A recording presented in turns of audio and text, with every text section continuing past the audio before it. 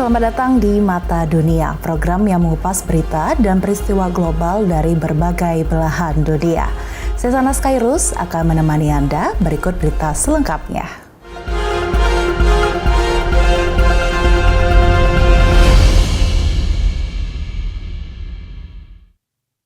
Informasi pertama berasal dari beragam profesi dan latar belakang. Sekelompok pria warga kota New York berkumpul setiap pekan di sebuah butik untuk berbagi cerita dan hobi merajut.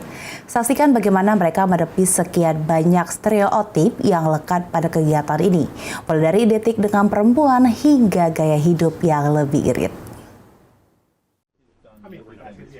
Mereka datang dari pekerjaan beragam, mulai dari ilmuwan, profesor, pekerja bidang informatika, hingga seni. Tapi mereka bersatu berkat hobi ini. Right now trying to figure out how to decrease for the yoke and hopefully it fits. I've had to rip this thing out like 3 separate times, so. Bagi editor di penerbitan Soho Publishing ini, merajut bukan hanya hobi, tapi juga saluran kreativitas. One winter, so I was like, I'm gonna learn the grandma and the grandpa hobbies. So I'm gonna learn how to whittle and I'm gonna learn how to knit. And I kept cutting my fingers whittling, so I stopped that pretty quickly.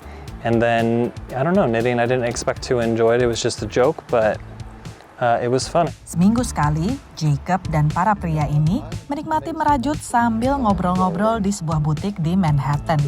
Bahkan Stephanus harus mengemudi 2 jam dari rumahnya. Yeah, this is for me for a special occasion. Trying to get to double the length by Wednesday. Just playing with yarn basically. Walau baru mulai belajar saat pandemi, keterampilannya menciptakan rajutan kompleks mengundang kagum. For me, it's like a therapy, something to quiet my brain down. Best friend has a baby that's 6 months old, and I was making this poncho for him, but my friends are also wisely asserting that it's going to be too tight, even though his head will fit in there. Profesor pemasaran di LaSalle University ini telah merajut selama 8 tahun. Seperti Louis, Grant Rogers juga sering merajut untuk orang lain. I do a lot of different stuff. So I do some stuff for myself, I do some stuff for my friends. Evan bahkan sudah jatuh cinta pada rajutan sejak umur 5 tahun. The sweater I'm wearing, I didn't make a pattern, it's just out of my head. And for every success I have a few failures. Ia merajut dimanapun, tapi yang paling disukai adalah saat naik kereta bawah tanah. Evan senang melihat reaksi orang. Say to me, oh, like must be an economic thing. Like that's great that you like knit and must cost you very little to have clothes. And I'm like, no, knitting is the most expensive hobby.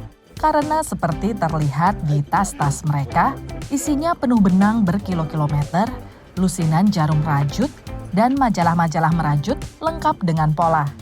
Dari kota New York, VOA.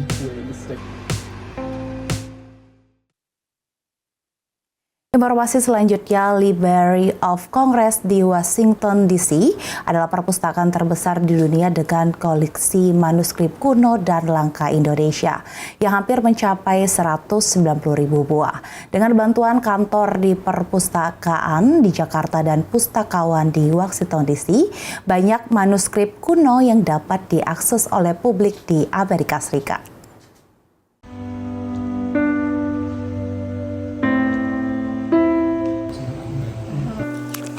Library of Congress mempunyai lebih daripada 500 lontar dari Bali. Hanya dari Bali aja? Dari Bali, dari Jawa, dari Madura juga.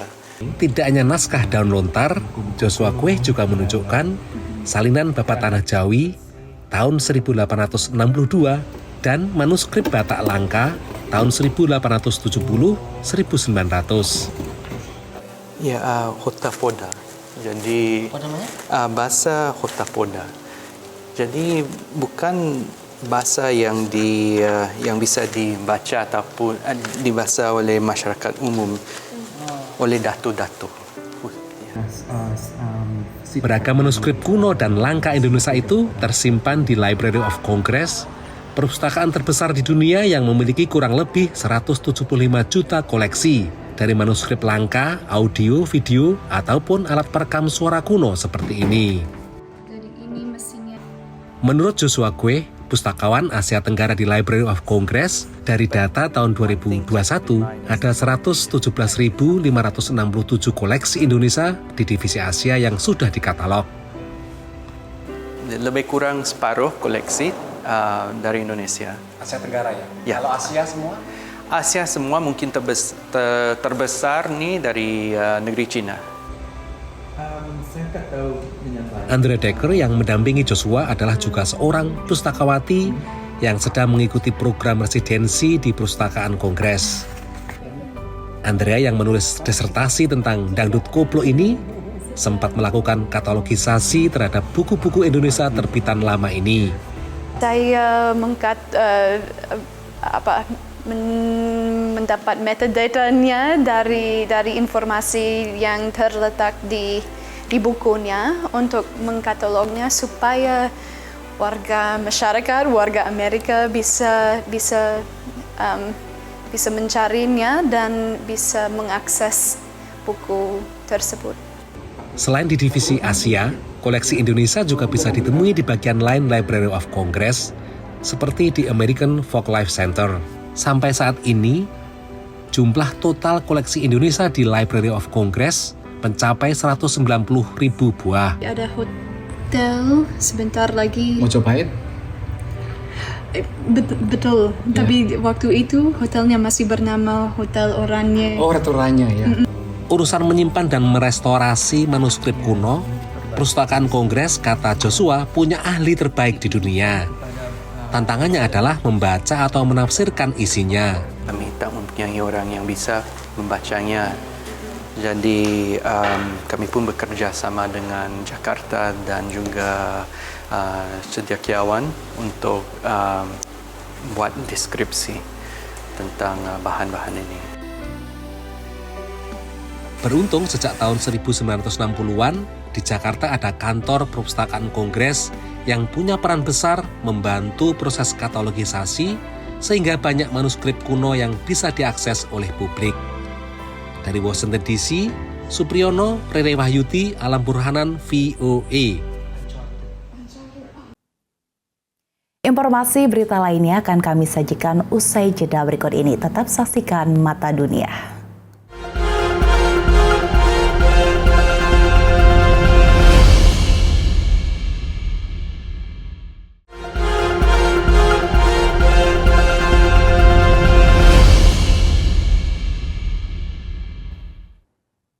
Gelombang migrasi balik dari kota ke desa terjadi di India setelah pandemi Covid dengan banyak warga memulai usaha pertanian alternatif di pedesaan.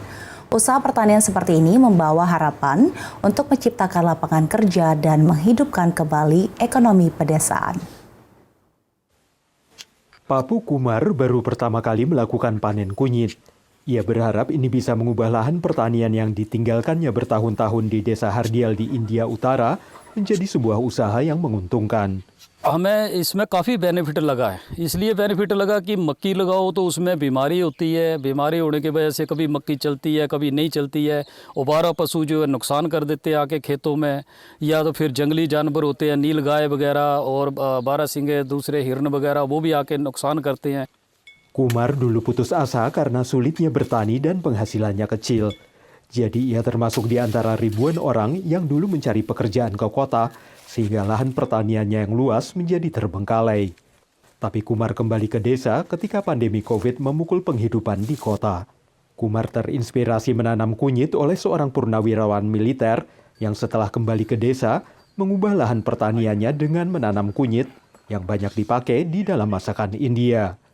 Tanaman kunyit hanya membutuhkan sedikit tenaga kerja dan air dan tidak diserang oleh hewan seperti monyet dan sapi liar. मैंने हल्दी के बारे में सोचा कि ये एक ऐसी क्रॉप है जिसको कुछ भी नहीं कर सकता कोई, ना इसको कोई बीमारी एंटीबायोटिक है खुद ही, तो मैंने सोचा मैं इनको आई विल आउटबीट देम क्वालिटी में. Rana yang kini dijuluki manusia kunyit menanam varietas dengan persentase tinggi senyawa kurkumin yang memberikan warna kuning dan manfaat kesehatan pada rempah-rempah ini. Ia menanamnya secara organik dan hal ini melindungi tanah dan menghasilkan keuntungan lebih tinggi. Kunyit kini ditanam oleh sejumlah petani. Tapi ada pilihan lain selain pertanian tradisional seperti budidaya ikan forel yang juga meningkat sejak pandemi COVID dan memicu gelombang migrasi kembali ke desa.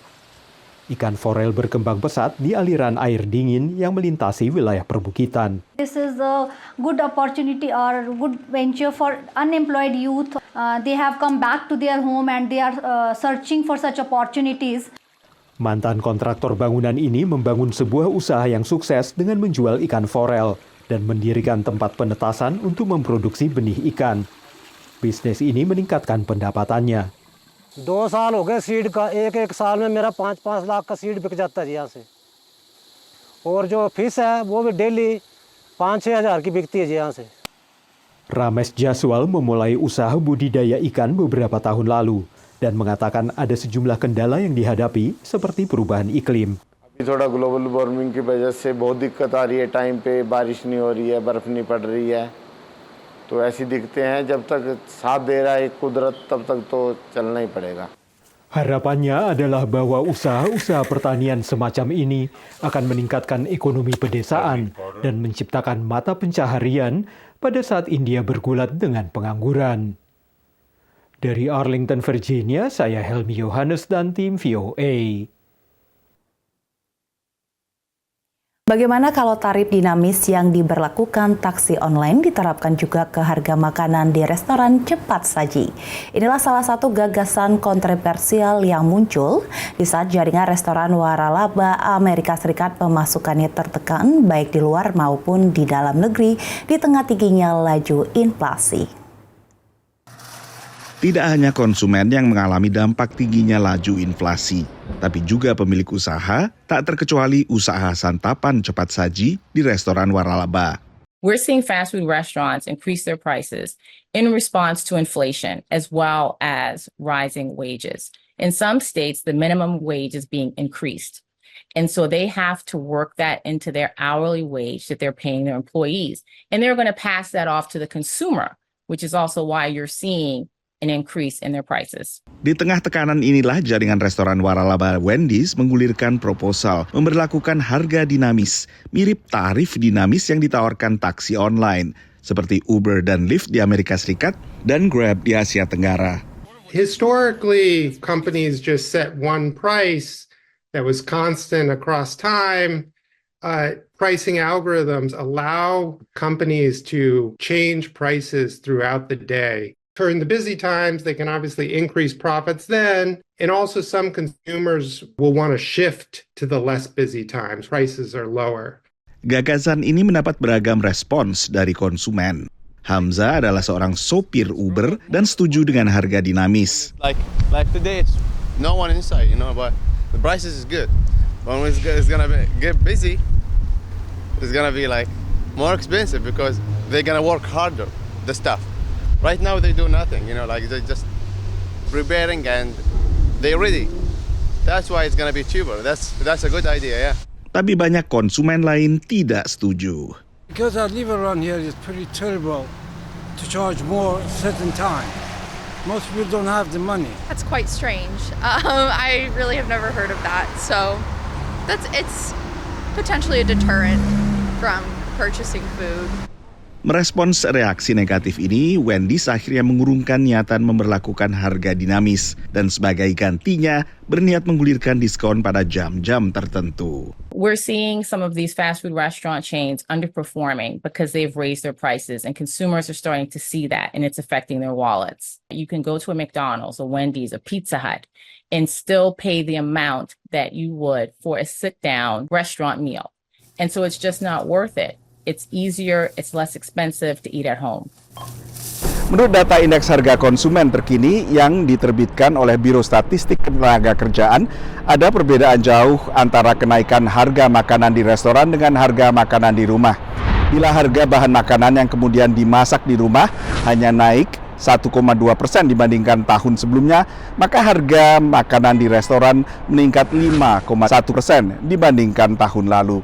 Dari Washington DC, saya Nova Purwadi dan tim VOA. Informasi berita lainnya akan kami sajikan usai jeda berikut ini. Tetap saksikan Mata Dunia.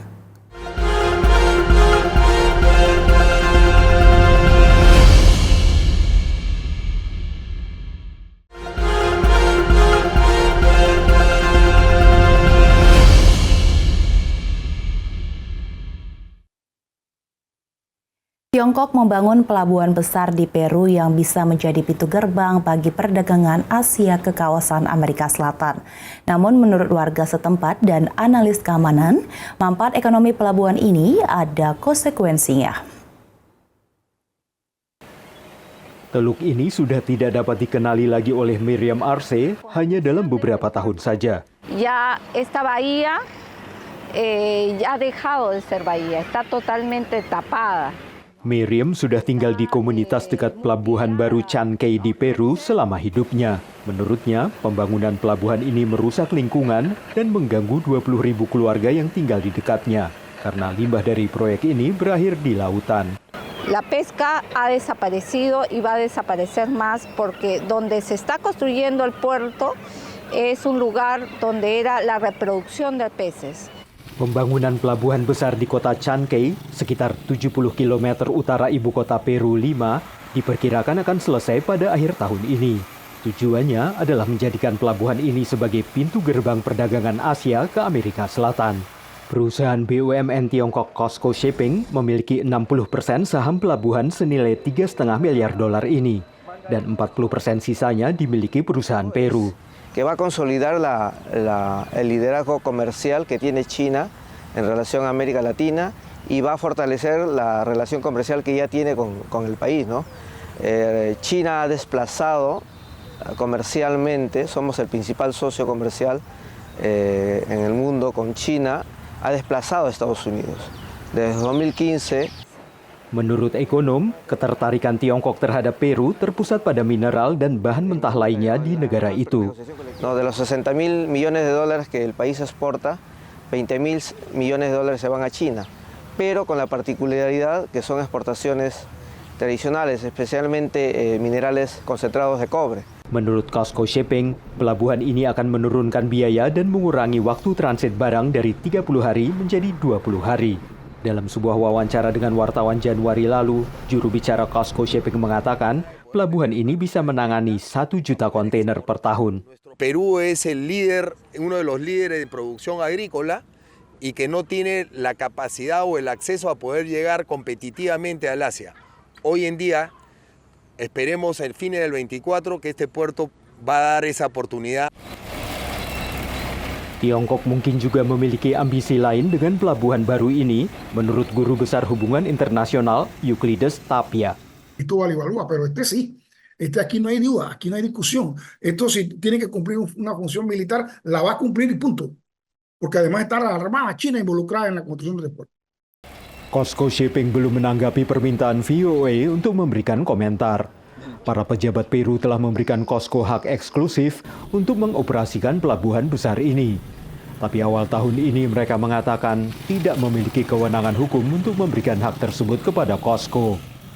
Dan seiring berlanjutnya sengketa ini, pembangunan pelabuhan terus berlangsung saat warga mengamati perubahan lanskap wilayah ini. Dari Arlington, Virginia, saya Helmi Yohanes dan tim VOA. Produsen, distributor, peritel, restoran, hingga rumah tangga, semuanya menjadi penyumbang terhadap masalah sampah makanan, alias bahan pangan yang akhirnya tak dikonsumsi orang. Pada saat yang sama, banyak orang kesulitan membeli kebutuhan dapur karena tingginya inflasi. Adakah solusinya? Tak semua makanan yang diproduksi akhirnya dimakan oleh konsumen di Amerika Serikat. Banyak yang terbuang percuma dan sampah makanan ini menjadi persoalan serius bagi AS. About 1/3 of all food that's produced is actually never eaten. Nobody actually eats that food. And if you take that a step deeper, what that means is that roughly that 1,250 calories of food per person per day that isn't eaten takes up about 30 million acres of land. And if you think further about that, that means all the pesticides, all the irrigation water, all the fertilizer that goes on that land is also going to food that is never eaten. Menurut pantauan Ohio State University, mayoritas warga Amerika memahami seriusnya masalah ini dan ingin mengurangi sampah makanan. If we can drive that amount down even by half, what that does is it reduces the price of food for everyone because less food has to be produced, there's less food in the marketplace, prices go down, and so everybody can enjoy lower prices if less food is wasted. Tingginya harga makanan inilah yang memaksa warga AS seperti Betsy di negara bagian New York harus mendatangi organisasi penyalur bantuan makanan Carver Center. Is the COVID everything off, the rent out, the food out, the vegetable off, everything off. Seluruh negara bagian di Amerika telah menggulirkan perundangan yang memudahkan pemanfaatan stok pangan berlebihan di retail yang biasanya terbuang percuma menjelang tanggal kadaluarsa. Years ago, everything went in the garbage, everything went to the landfills, the compactors, wherever it was.